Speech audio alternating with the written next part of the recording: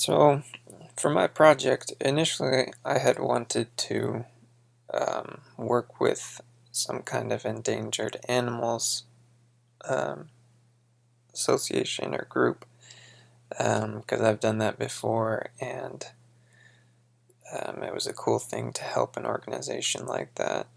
But it wasn't really going to work out, so I started making a plan with a local youth group for a screen printing workshop where I was going to teach all the kids the whole process of making their own shirts and things, from designing to uh, uh, making the screens and printing the shirts. But the timing on that fell short, so I moved to sort of my plan C or um, B maybe, which was I have this older guy that lives near me who doesn't really have a lot of money, and he's a bit of a recluse sort of a fellow, real mountain man kind of guy. Um, but he doesn't really live totally in the mountains. Um, but he has these chickens. He used to have about 10 chickens, and he just has them in these pallets you can see here in these photos, uh, with a tarp draped over them. And so they're really he's lost a bunch of chickens, and their eggs get stolen by things all the time. And so I went to ask him if I could build him a new coop out of found materials, so that he could have a safe place for his chickens. So there's this sort of lumber yard near where I live, and they had all these old busted up pallets that they were just giving away for free. And since the price of wood and everything is so expensive these days, um, I figured I would uh, take these pallets. I'd grab a load of pallets and any other things. I knew a person that had some tin sheeting that they were trying to give away, and I took all of these things and I went and talked to this neighbor, and he gave me the okay for the project. And so I planned it out and I started pulling apart these pallets. And the reason I wanted to use these, or I thought it'd be a good idea, is because all of the slats on the pallets are the same length, and then each one has three lengths of 2x4 in them, which would make it easy to just kind of plan out a shape and then put it together.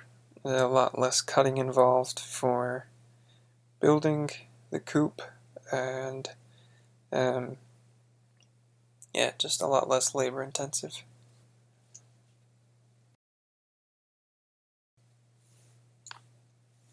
One of the biggest issues that I had from the get-go in disassembling the pallets, it I didn't want to cut them because I wanted to have the longest available pieces possible. And so I started by just prying them all off with a hammer and a pry bar. That was taking ages, and it was um, a lot of work, a lot of effort to just get like a few done. Um, and then I remembered this time that I was helping my friend build his house, and we framed a closet wrong. And we had to remove the 2x4s, take them apart without damaging the wood. So his dad gave us a sawzall to use, and my friend immediately got up on the ladder, and the thing kicked back and hit him in the face and busted his face open.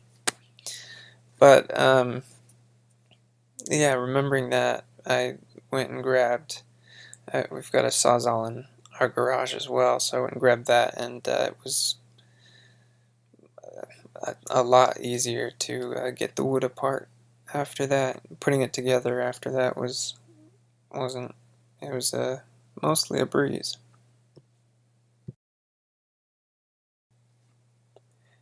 As I was constructing the whole structure, there's a few things that I came across that I hadn't thought about when I initially started building it or planning it out, because I mostly had just thought of the shape and how to put it together. But there's things like in the top left photo on that far wall, there's a piece of wood that's not part of a pallet. You can't really tell. There's a sticker on it, on the top of it, but it slides up and down there, which I had to put that in and build a track for it so that a string could go up and out a fisheye hook so that it could be pulled up and the chickens could just go out the door pretty easily. And then getting that door on there and measuring that, making sure it was all in the right place with the hinges so that it wasn't lopsided. I needed a little bit of help from a few of my family members. And then one of the other things which I'm really glad that I did was the structure on the bottom, the legs of the coop that keep it off the ground. It was just a rectangle with poles in the corners. As I was moving it around and trying to get it sort of assembled finally, it was a bit wobbly, which scared me, and so what I did was just took some of the extra pieces from the pallets that were already pretty short and just cut them off at 45-degree angles, as you can see in the bottom right picture, and that helped keep everything really sturdy and straight, so it didn't have any issues after that.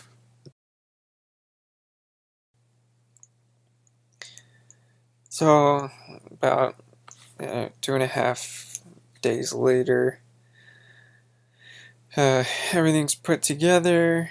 Got a bunch of hay and the feeders in the coop. The chickens love it. We built the box on the outside there, as you can see, for them to kind of roost in and lay eggs and whatnot. There's a hinge that's on there. It's not in the picture. There's two things that still need to be done on the whole thing, and I just need to nail the tin. I need to cut the tin and nail it under the roof.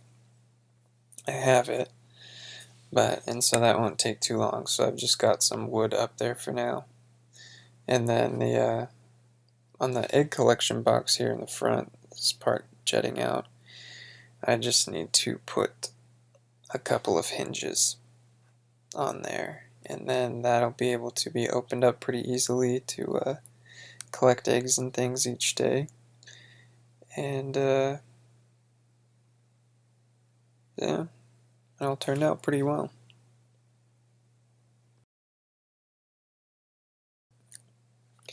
All in all, I had a pretty good time doing this project. I always like building new things and kind of testing the limits of what I can do with my art or what I know how to do because of the kind of art that I like doing. And also doing things that I've never done before, like build a big chicken coop.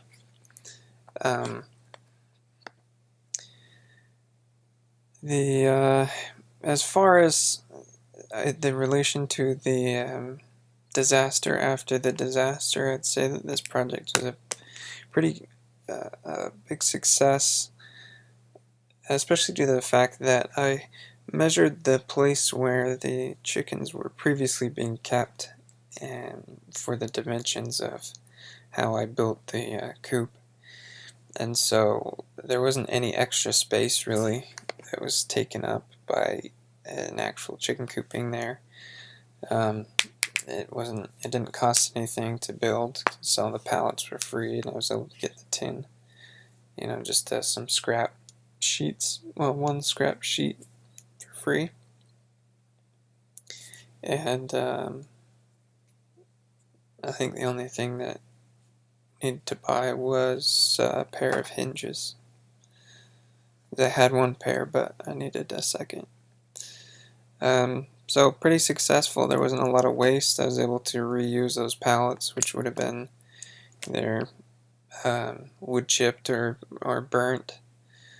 So I think building a coop out of them was a pretty good use of some old pallets. And yeah, the neighbor was also very glad to have a place that his chickens can be safe and it's easy for him to take care of them.